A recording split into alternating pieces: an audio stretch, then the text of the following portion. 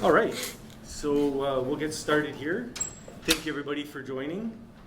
My name is Stephen Mulvihill. I'm with Cinder Systems, and we're a sponsor for today, but also a big thanks to all the other sponsors to make this event happen.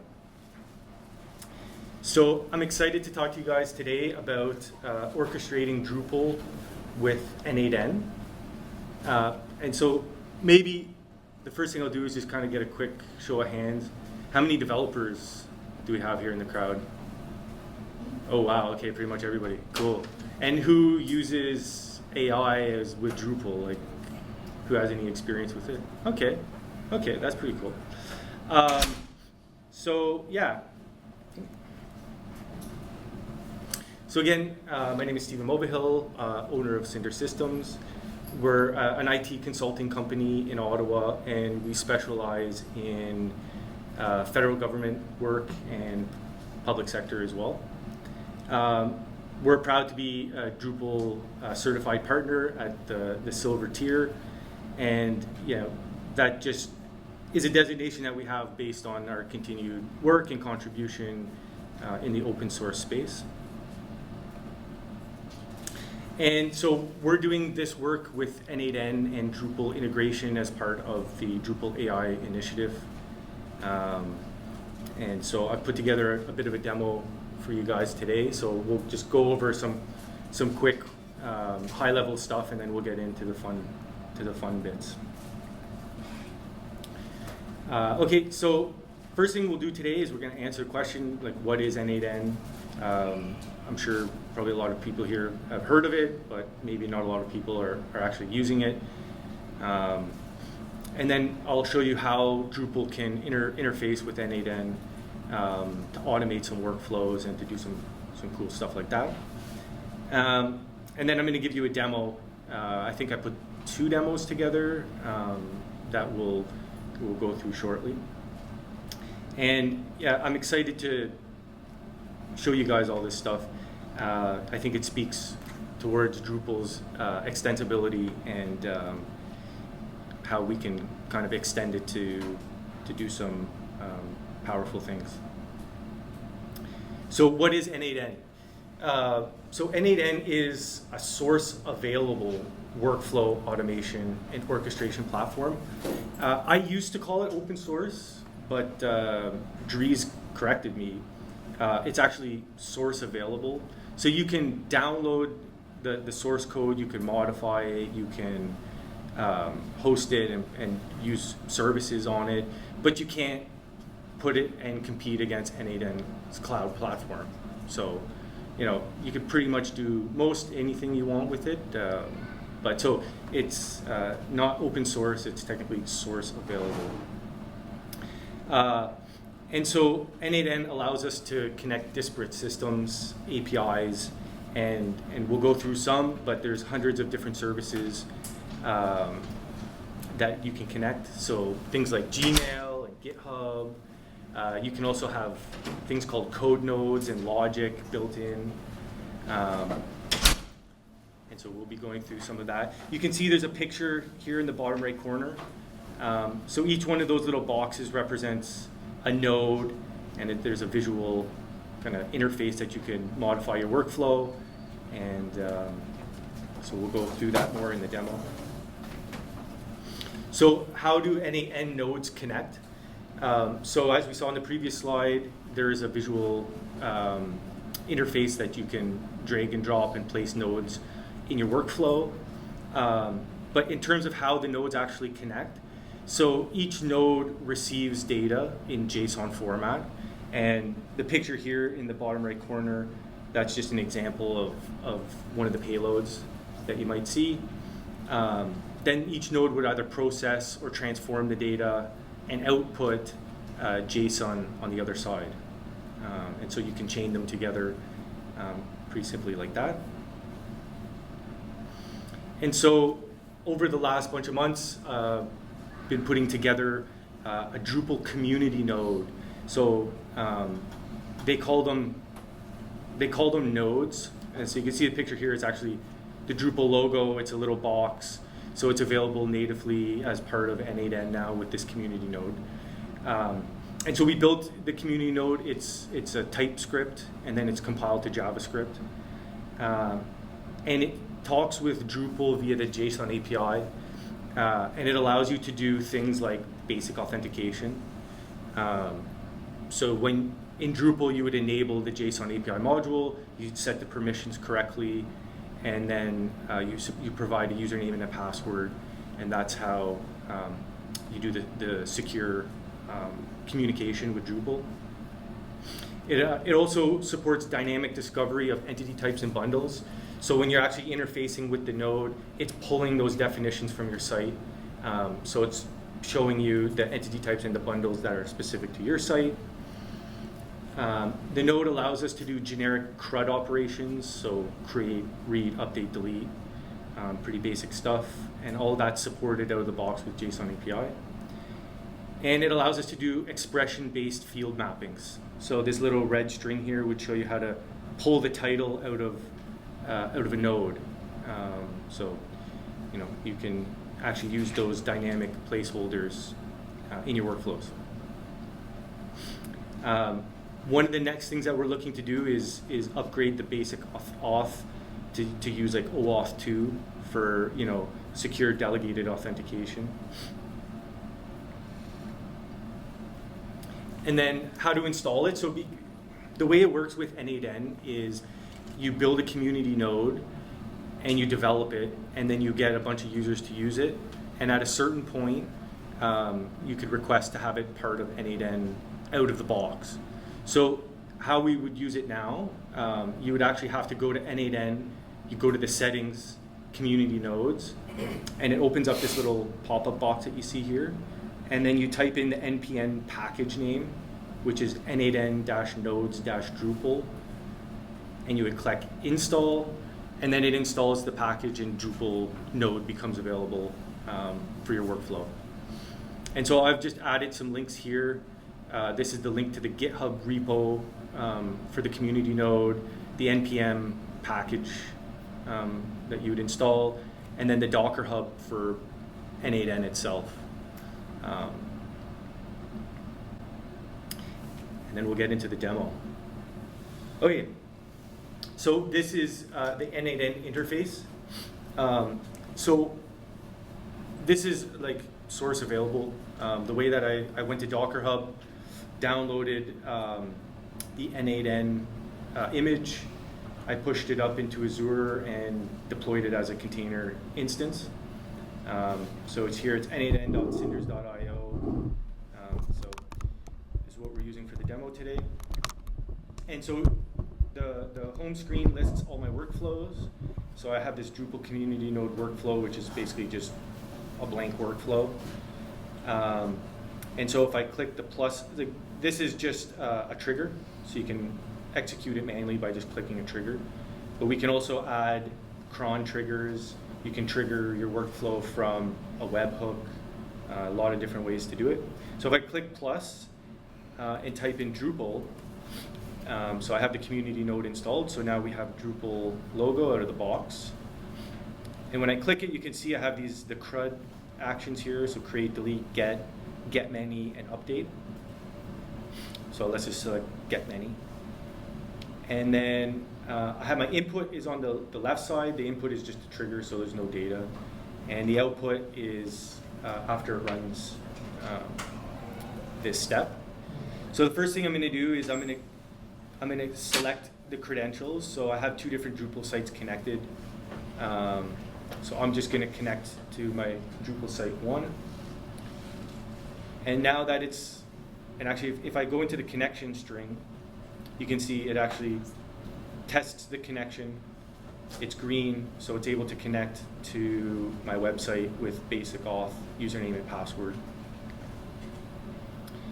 All right, so then the next is the dynamic entity types. So these are all the different entity types, content entity types that I have. So we'll do node, and then it builds the bundle selector, so I can select page, and the operation is get many. So I'll execute that step. And so You can see I have a bunch of items and data, so it's returning all the page nodes from my site and all the different data here. So this is all from JSON API. And if I want to get a get, I can supply a UUID. So if I just take this UUID, which you can get from the get menu, and execute that step. So I have the JSON for just that one node. And if I want to do, let's just say, an update, so I can just supply it this JSON string, right? So I'm going to look at this node. So this is my node on my live site. And if I execute this step, I've just changed the body value. Now if I click refresh, I should have Drupal Camp Auto 2026. So that's just a quick example of how you can, do the different CRUD operations. And here is where you would use the placeholders. Would be like JSON.title, if that's what was coming from, if you had any input, JSON coming from the input side. Yeah, so that's kind of the overview of the community node itself and the different actions it has. So I've put together a couple real life use case workflows that I'll demo now. So the first one is Cinder blog. Okay, so this has a cron trigger. So at 8 a.m. every day, it's going to trigger this workflow. And the first thing it's going to do is it's going to access my Google spreadsheet.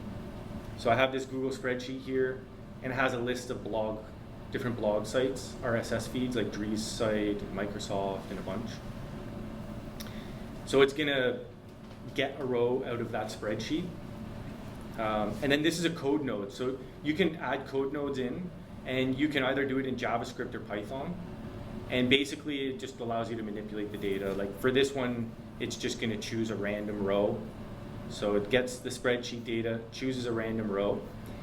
And then I'm using an RSS feed. So it's just going to take the placeholder JSON.feed URL, and it's going to grab the data from that specific RSS feed.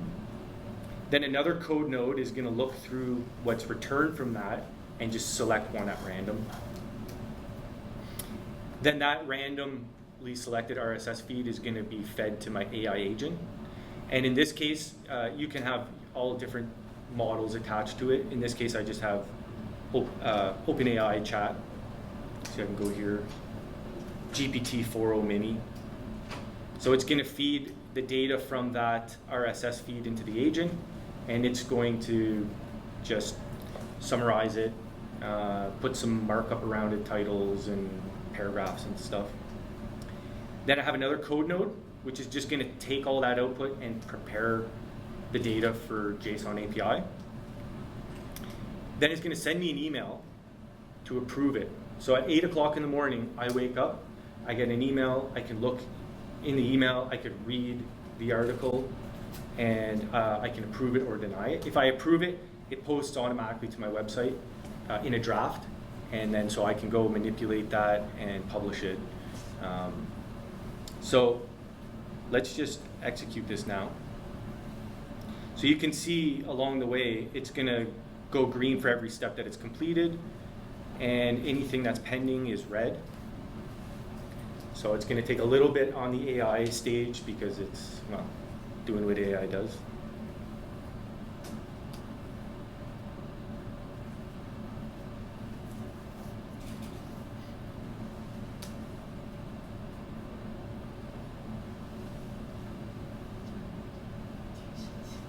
Chugging along. Can I ask a question? Yeah, go for it. Meantime, it looks like congratulations for the work. It looks like pretty awesome. I saw that your component was from n8n. You have like the basic CRUD actions, but like say, I'm curious about this approval, let's say, when you publish it, it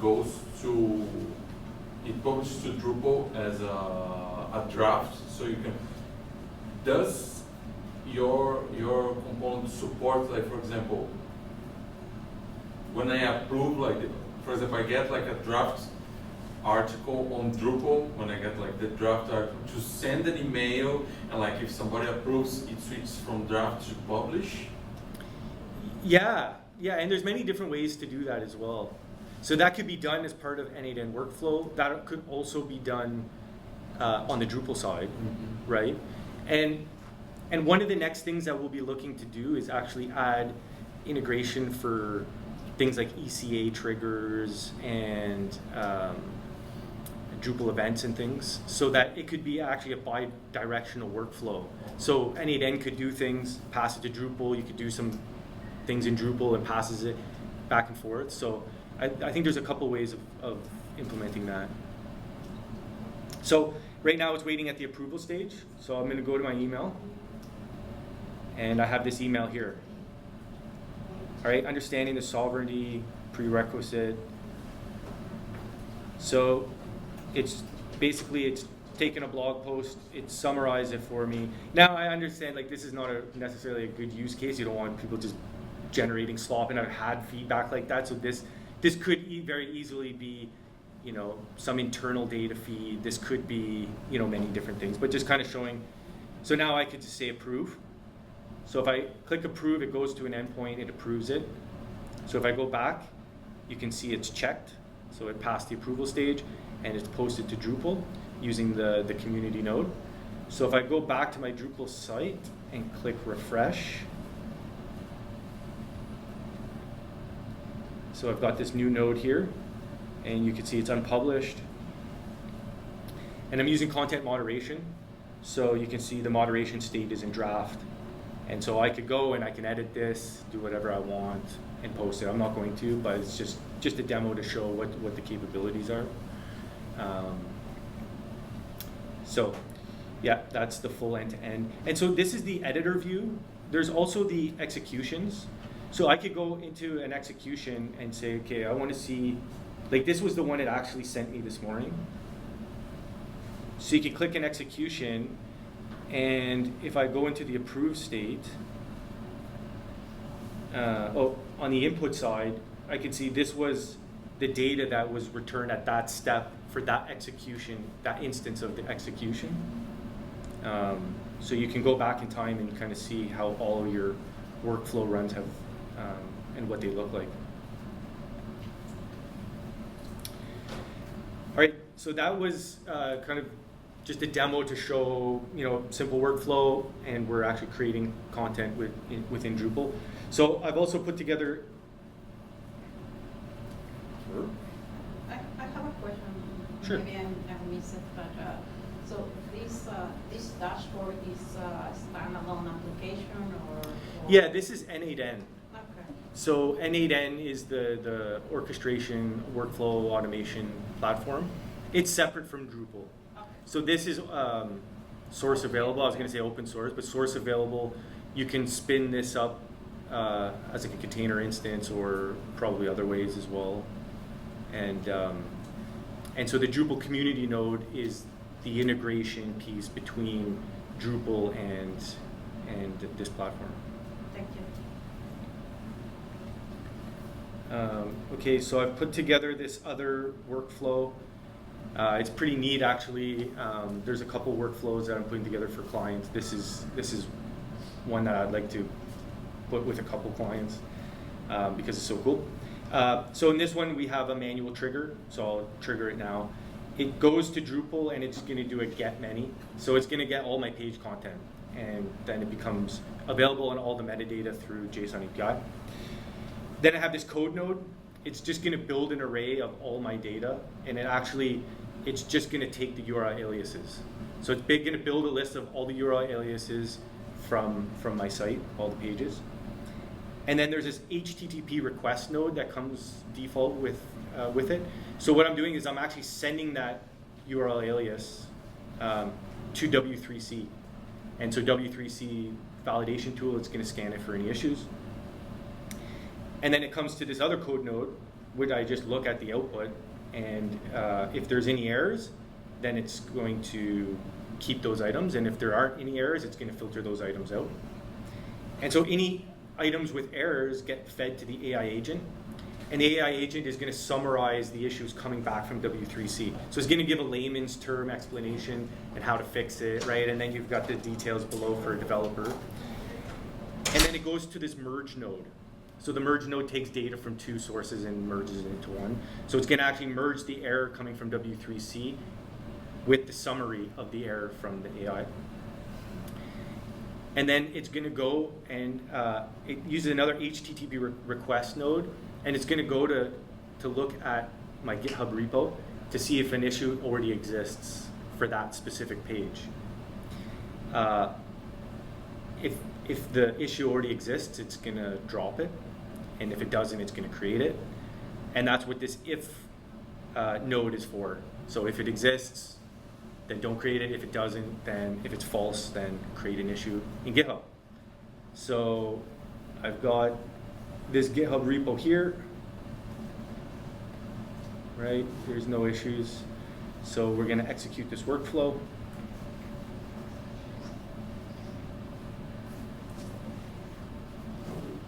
So I can see there is kind of a communication between GitHub or Gmail or your previous example, but how do we know which apps can we use? Like, for example, Jira and Yeah, that's a good question. I think there is a list online on their site, but you can also, like, for instance, if I just click the add node, so like Jira, see like Jira. So yeah, exactly, like it was GitLab, GitHub, Jira. You can create tickets.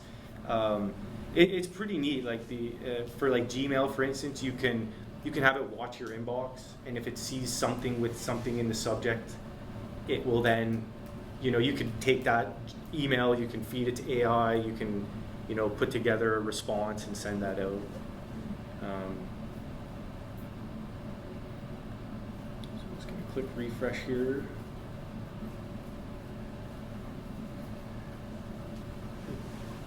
Okay, I'm going to run that again. I don't know what happened. I'm going to execute that. I didn't actually see it running. Yeah. Sorry, just in case if you like. Have you tried to, or did you have experience building any workflows using like Drupal logs, like to do assessment on Drupal logs? Like I haven't built any specific for Drupal logs. Like just in case, for example, like we have like our website that has like a custom component that query like an API endpoint, and by some reason like it starts to fail, or somebody's trying to hack, passing like improper parameters and start like generate a lot of error messages. If you have like any experience, use n8n to say, look, like you have like a spike or have something like popping up on one of your instances, like go look at it because something is amiss, or like some cases that we saw happening on some of our websites is like, some script kits find like any vulnerabilities on Drupal, and so they start sending like hundreds of requests to a specific instance. Like normally you get like AWS or any kind of other alarms on it, but like say, have you did something using n8n as an alternative? I haven't, but one of the next steps we're looking to do is so like when you add the Drupal node, there's the actions. I'm also looking to add specific actions and integrations for things like ECA triggers and Drupal events. So for instance, you may have a log, and that's an event in Drupal, or maybe have ECA set up to respond to a log item, and then that would be able to trigger the workflow. So that's kind of part of the next steps. And actually, so as part of the Drupal AI initiative, that's the work is being done under the Drupal orchestration module. Yeah. So it's just spinning here. So let me just look at the executions. This was May 1st. Okay, let me look to see if it actually ran. Okay, so it did run. It just didn't update. So anyways, here's the execution that just went through. So manually triggered. It got a list of nodes. Does it say how many nodes?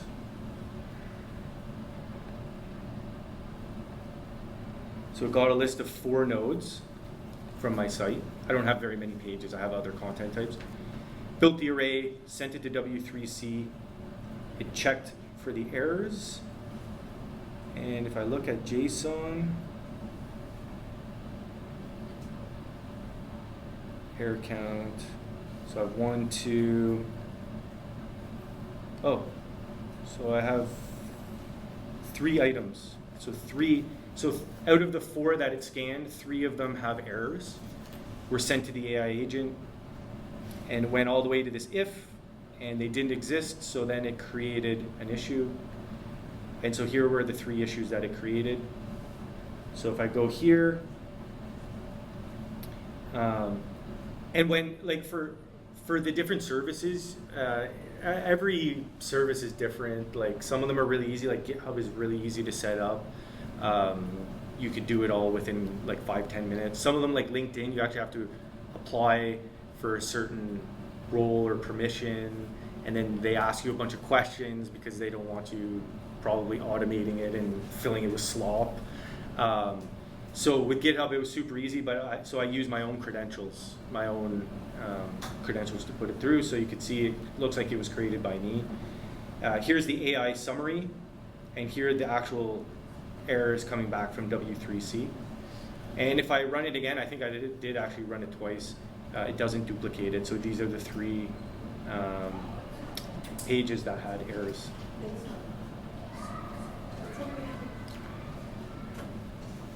So hopefully this stays up again. All right. So yeah, thanks for coming to the demo. Just kind of a quick peek into how n8n works and how you can use it with Drupal. And like I was saying, the real power comes later when we do the deeper integrations for things like Drupal events, ECA triggers, supporting bi-directional workflows and things.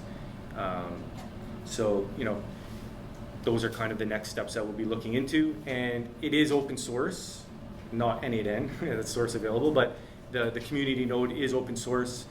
So if anybody's playing with it and has some contributions or even just feedback on after using it, by all means, make sure to create a ticket or send a message. So yeah, that's it. Thanks, guys. And if there's any questions, feel free. One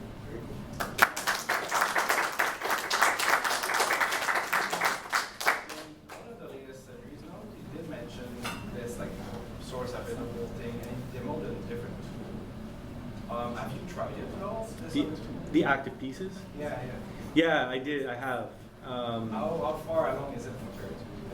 So active pieces, when I used it last, so I used Jürgen's active pieces. Like I gave him access to my n8n to play around with it, and he gave me access to active pieces so that I could kind of mirror the work that they had done there.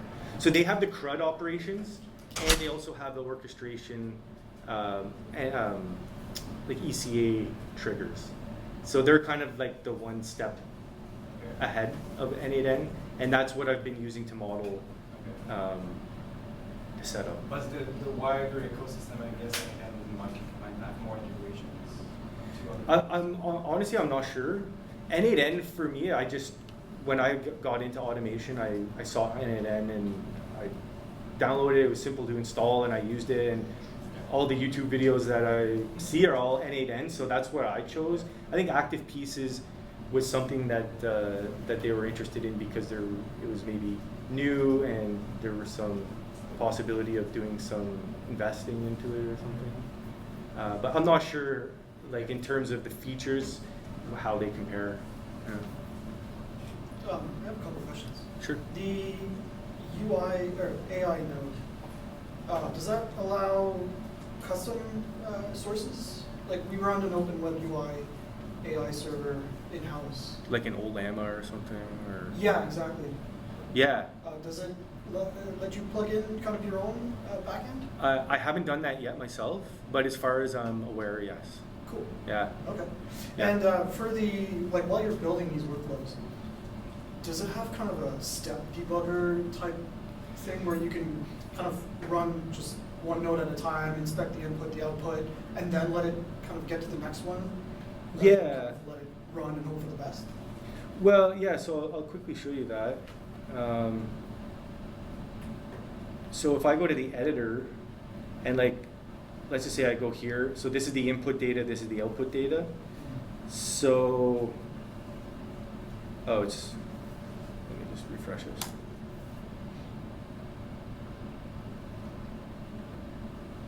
So I can just go and execute this step. And so I can do it over and over to just see what the output is and keep modifying it. Yeah. So you can step through each step. You can see the data that comes before it and then the data that comes after it. So I found it was really easy to debug and just like step through things. Cool. Yeah. Great. Thanks. You're saying that the OAuth stuff, you're thinking about doing that at some point? Yeah. Yeah, I think so. We started with basic auth just Yeah. to give it something. I'm doing something like this, not through n8n, but just JSON API, and the requirements are you can't just use basic auth. And I was like, you're making this way harder. Yeah, I'm that's sure one, I could bring down your whole site if I want to. All we're trying to do is get your system to talk to your website. yeah. And they're like, yeah, it needs to be super. The Otherwise OAuth. just be.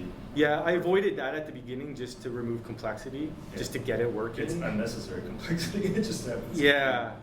Although I think it is something that people want to see, but yeah, no, that'll be interesting. And another thing I was thinking, would there be any benefit in using the migrate API instead of the JSON API to create content so you could use all the migrate plugins and the rollback functionality and all that stuff that comes with migrate API? Yeah, that's So maybe it interesting. doesn't matter. That's interesting, and that's where I think the bidirectional workflows come in, right? So like I could, and once we have that deeper integration, we can go back and forth. So you can use like n8n, it could grab some stuff, it could pass that to Drupal, and Drupal could run migrate API, scrape the data, or maybe from a CSV file. Yeah. So I can see, so once we have, Insanely powerful.